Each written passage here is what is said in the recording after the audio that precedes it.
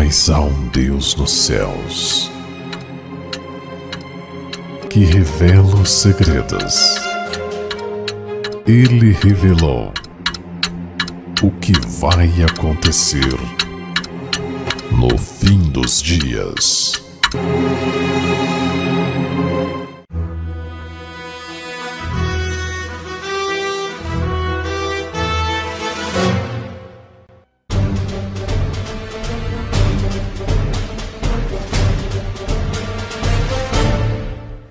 A quem é aberta uma porta no céu?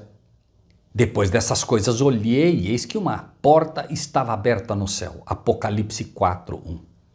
Certamente o Senhor Deus não fará coisa alguma sem ter revelado o seu segredo aos seus servos, os profetas.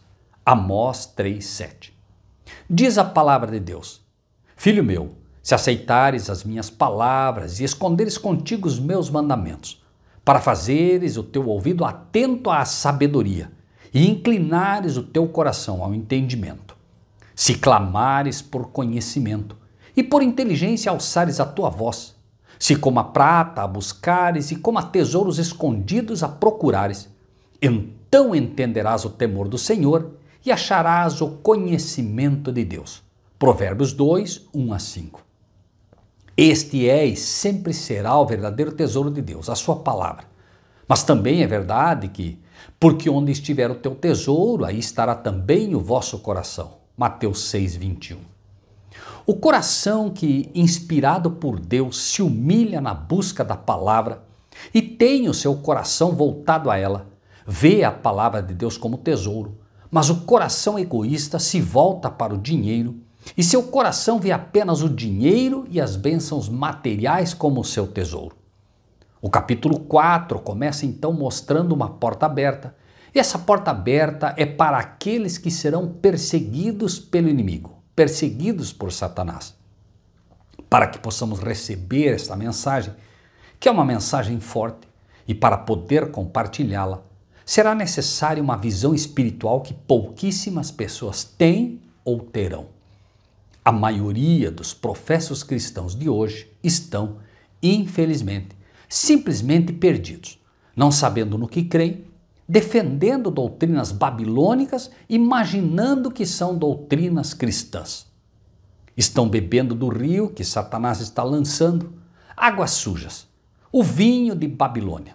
Não tem segurança então, e será necessária visão espiritual que será recebida pelo espírito de profecia ou o espírito profético, ou seja, como um espírito profético.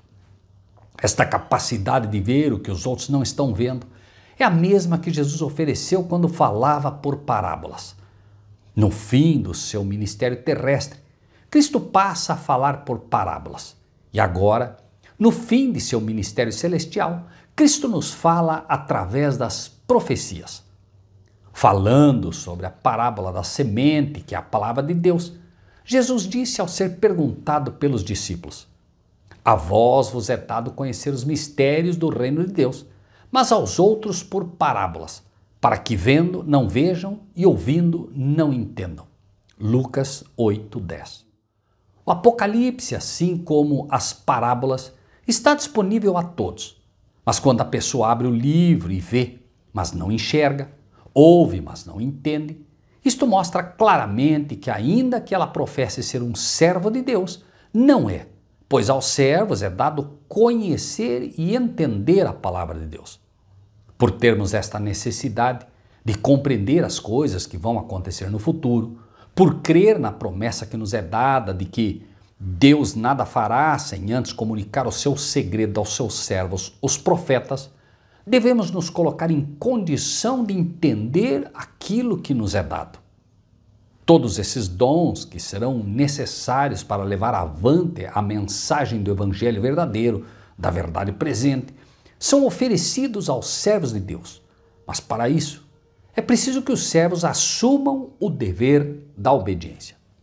Escreve as coisas que tens visto.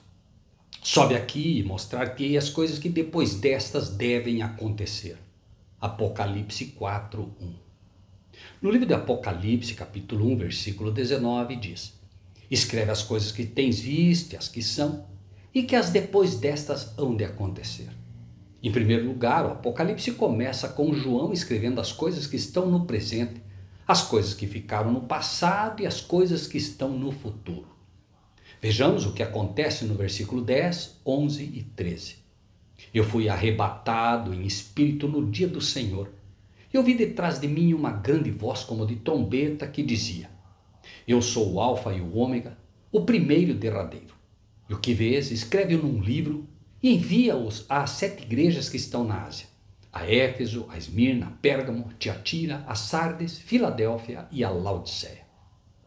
Considere primeiramente o dia em que João é arrebatado em espírito, no dia do Senhor, e veja a promessa de Deus.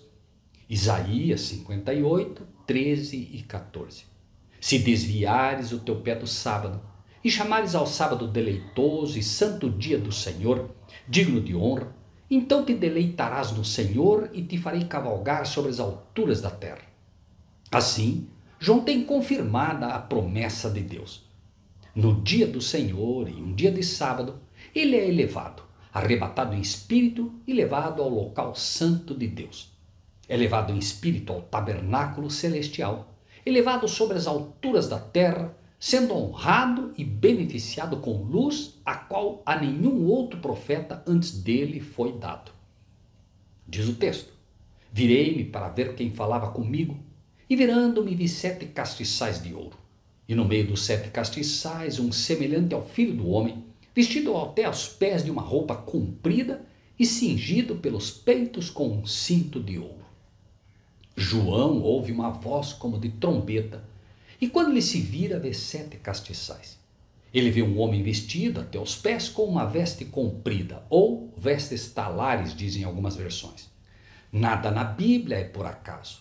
Ele vê alguém com uma voz de trombeta, ele vê 7 castiçais, e ele vê que este ser está vestido com uma roupa comprida, ou vestes talares, como dissemos.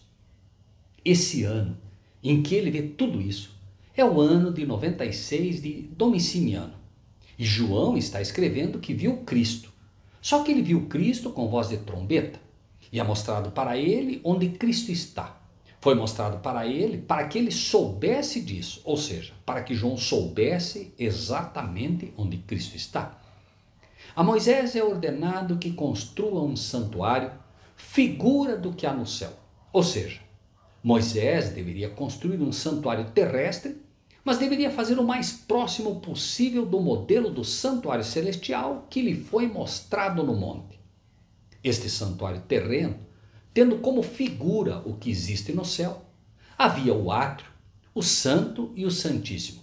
E o castiçal que João vê ficava no lugar santo deste santuário, ou dizer, tabernáculo. Olhando para o santuário, onde João viu Cristo, no lugar santo. As igrejas hoje, em sua grande maioria, não entendem isso, não aceitam e, por não aceitar, perdem a luz que Deus quer dar ao seu povo, pois para receber a luz do céu precisamos entender de onde ela vem e também nos posicionar pela fé de tal maneira a poder receber esta luz que nos é prometida. Na palavra de Deus está escrito: de graça recebeste, de graça dai. Ajude-nos a compartilhar o Evangelho. Dê o seu like, inscreva-se no nosso canal e ative o sininho. Obrigado.